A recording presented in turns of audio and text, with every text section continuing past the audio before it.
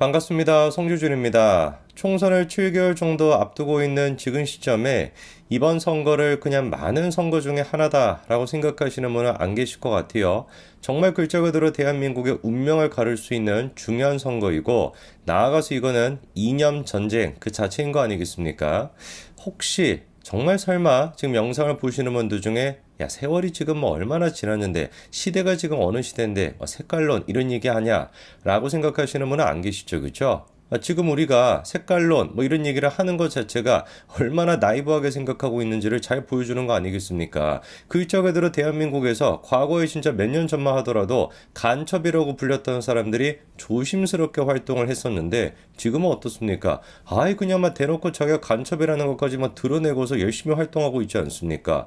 무슨 뭐 노동자들의 인권을 위한 단체라고 하는 곳에서 북한의 지령을 받고 뭐 그러고 앉아있질 않나. 대한민국의 국회의원이라고 하는 인간이 대법원에 의해 가지고 이적단체다라고 이제 판결이 끝난 그런 곳에 가가지고 또 국민들의 세금까지 거기에 쓰이면서 그렇게 가지를 않나. 이게 지금 대한민국의 현 상황입니다. 색깔론에 뭐 이런 것들만 운운하는 인간들부터 제가 보기에는 강력한 의심을 받아야 될 것 같아요.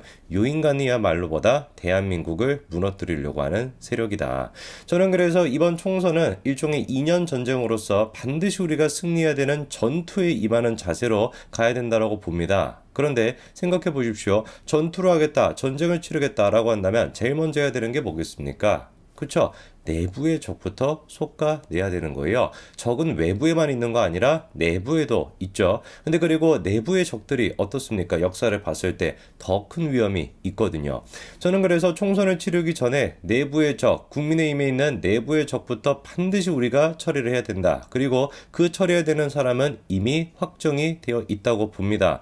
유승민이 됐거나 이준석이 됐거나 천하람이 됐거나 그리고 그 밑에 있는 떨거지들 뭐 다른 사람 떨거지들은 뭐 얘기 안 해도 다 아시죠, 그렇죠? 뭐 천하용인이나 뭔가 뭐 이런 것들, 이런 인간들이야말로 반드시 우리가 총선 전에 솎아내고 그리고 난 다음에 총선을 치러야 된다고 봅니다. 그런데 원래 제가 이준석에 대해 가지고 막 얘기하는 것도 사실 싫은데 이번에 좀 논란이 한 가지가 있었습니다.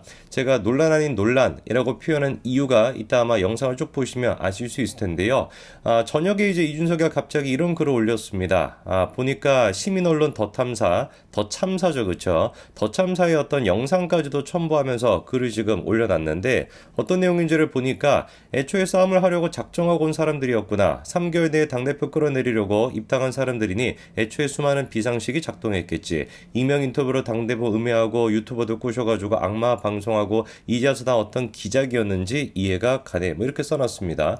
뭐 내용에 뭐 이런 거를 떠나가지고 애당초 국민의힘의 당 대표였다라고 하는 사람이 더 참사의 영상까지 첨부해 가면서 영상까지 저렇게 인용하면서 글을 쓰고 있다라는 것 자체가 좀, 저는 이거 자체가 좀 말이 안 된다라고 보는데요. 뭐 어쨌거나 글 하나 더 썼습니다. 두 개나 지금 써놨는데 와, 이게 조작이면 더 탐사는 문을 닫고 사실이면 그냥 윤핵관이 문제가 아니었다는 생각이 든다. 앞으로 윤핵관 성님들 욕 안 하겠습니다 라고 하면서 마찬가지로 또 윤석열 대통령을 비판하는 그런 글을 올려놨습니다. 그러니까 이준석이 지금 더 참사를 인용함으로써 하고 싶은 얘기는 간단한 거예요. 윤핵관보다 훨씬 더 문제가 되는 사람이 누구다? 윤석열 대통령 본인 스스로다. 이 얘기를 지금 하고 싶어가지고 더 참사가 이번에 공개를 했던 윤석열 대통령과 누군지 모르는 사람의 통화 녹취록까지도 저렇게 인용을 해놓은 겁니다.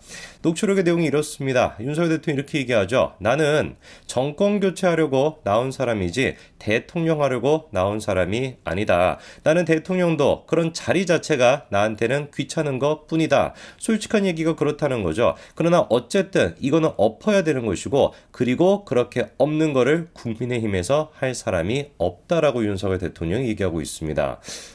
뭐 저는 이 녹취록 들으면서 어떤 생각이 들었냐면은 틀린 얘기가 하나도 없다. 오히려 지금 그때 왜 뭡니까? 그 스트레이트였나요? 거기서도 김건희 여사에 대해 가지고 뭔가 대단한 폭로를 하겠다랍시고 설쳐댔다가 오히려 김건희 여사를 띄워주는 걸크러쉬 뭐 이런 모습만 이제 만들어줬었는데, 이번에 녹취록 또한 마찬가지로 윤석열 대통령에 대한 지지만 올라가지 않을까라는 생각이 들거든요. 그도 그럴 것이 대통령 본인 스스로가 사적인 대화에서 뭐라고 얘기하고 있습니까? 나는 대통령 그런 거 귀찮다. 나는 그냥 뭘 하고 싶은 것뿐이다. 정권 교체를 하고 싶은 것뿐이다. 뒤집어 엎고 싶은 거 그게 다라는 것이죠. 그런데 문제가 뭐라는 거예요? 국민의힘에서 그렇게 정권 교체를 할 수 있는 사람이 한 사람도 없다. 너무나 지금 맞는 얘기를 하고 있는 거 아닙니까? 국민의힘 싫어하는 거 제가 사실 지금 뭐 통화하는 사람보다 100배나 더 국민의힘을 싫어한대요. 민주당보다 국힘이 더 싫다라는 겁니다. 왜? 민주당이 이렇게나 내로남불로 헤쳐먹고 있을 때 국민의힘은 도대체 뭘 하고 있었냐? 싸우기라도 했냐? 이것도 진짜 너무 맞는 얘기 아닙니까? 윤석열 대통령이 검찰총장일 때 민주당이 그렇게 내로남불적인 모습을 보면서 조국 수호다 뭐다라고 설쳐대고 있었을 때 혼자서 싸우지 않았습니까? 자기가 그렇게 혼자 싸우고 있어서 도대체 국민의힘이 뭘 했냐? 너무 맞는 얘기잖아요. 지금 보수 진보가 어디 있냐? 정상과 비정상이고 상식과 무례한이 있는 것이지 보수 진보라는 것 자체가 없다. 저는 이 말을 딱 듣고서 야 진짜로 내가 윤석열 잘 찍었구나 라는 생각이 들었습니다.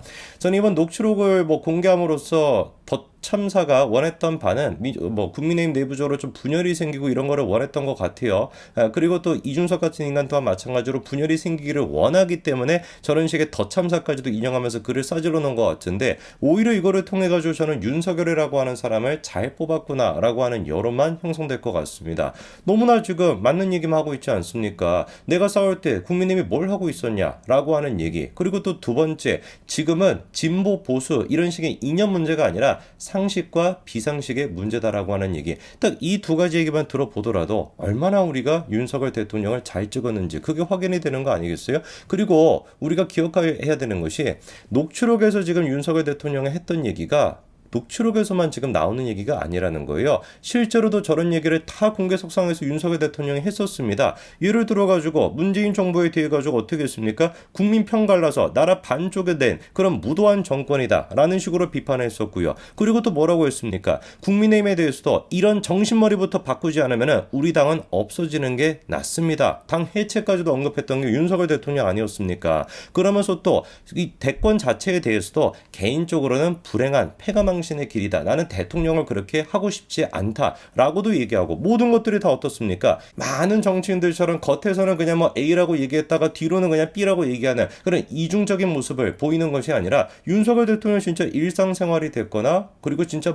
사적인 그런 자리가 됐거나 공개석상이 됐거나 다 일관된 모습을 보여주고 있는 것이죠. 이미 그래가지고 커뮤니티에 지금 반응을 보니까 어때요? 오히려 윤석열 대통령이 이번 녹취록이 공개가 됨으로써 더 윤석열 대통령을 지지할 거다라는 반응이 나오고 있습니다. 거꾸로 우리가 생각해 볼까요? 이런 녹취록을 깐 더 참사가 됐거나 그리고 그거를 인용하고 있는 이준석이가 됐거나 어떤 모습을 보여왔습니까? 이준석이부터 보죠. 무슨 안철수에 대해 가지고 그런 말 했냐 안 했냐 라고 했었을 때 당당하게 안 했죠. 어떻게 그런 걸 할 수 있냐 라고 얘기했는데 바로 다음날 어떻게 됐습니까? 녹취된 욕설 이게 공개가 되기도 했었고요. 그리고 또 문재인도 마찬가지입니다. 대통령 이유는 생각하지 않는다. 자연인으로 살겠다. 잊혀지고 싶다. 어떻게 지금 문재인이가 살고 있는지 잘 아시죠? 그렇죠? 이게 지금까지 국민의힘과 민주당 어느 거 할 거 없이 정치판의 소리가 봐왔던 모습입니다. 이중적인 것이고 그리고 내로남불적인 모습인 것이죠. 그런데 윤석열 대통령은 어떻다? 솔직하고 전혀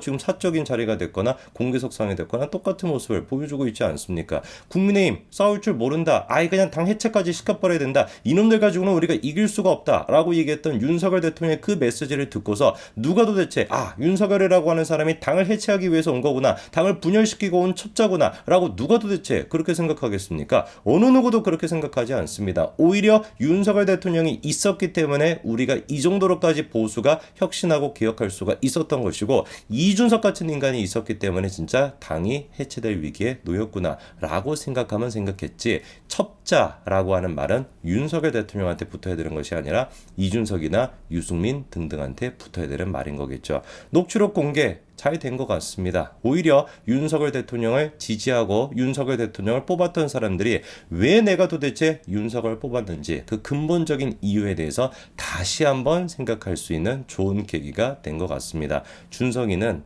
진짜 이쯤 됐으면 그냥 참 진짜 역겹고 추하다라는 생각만 드네요. 잘 놀고 있습니다. 더 참사에 발맞춰가지고 노는 수준 그게 딱 이준석의 수준이겠죠. 여기까지 말씀드리겠습니다. 감사합니다.